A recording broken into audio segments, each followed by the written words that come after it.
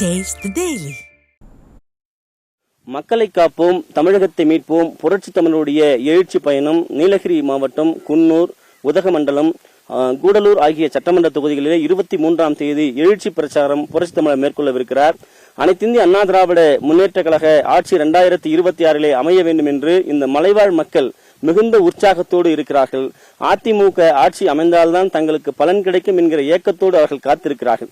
குறிப்பாக அனைத்திந்திய அண்ணா திராவிட முன்னேற்ற கழகத்துடைய பொதுச் செயலாளர் புரட்சி தமிழர் எடப்பாடி கே பழனிசாமி அவர்கள் அடித்தட்டு மக்கள், குறிப்பாக பட்டியல் சமூகத்தைச் சேர்ந்தவர்கள், மலைவாழ் சமூகத்தைச் சேர்ந்தவர்கள், ஏழை எளிய மக்களுக்கு வீடு இல்லை என்றால் அவர்களுக்கு பல லட்சம் ரூபாய் மதிப்பீட்டிலே காங்கிரீட் வீடு கட்டித்தரப்படும் என்று எழுச்சி பிரச்சாரத்தில் அறிவித்திருக்கிறார்.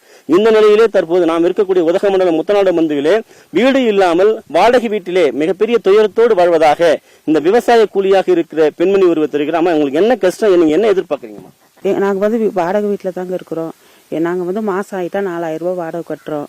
அப்படி அவங்க வாடகை கட்டலைன்னா வீடை காலி பண்ணினா இன்னொரு வீடு நாங்க பாத்துட்டு போகணுங்க. அந்த நிலைமையில தான் நாங்க இருக்கிறோங்க.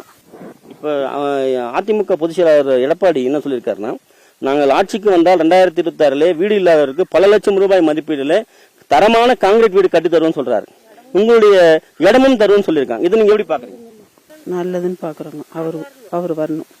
வீடு இல்லாத அந்த மக்களுடைய அந்த கனவு அதிமுக ஆட்சிக்கு வர வேண்டும், அது நிறைவேறும் என்கிற எதிர்பார்ப்பு இருக்கிறது. 2026 அவருடைய கனவு நிறைவேறும் என்பதுதான் நிதர்சனமான உண்மையாக இருக்கிறது.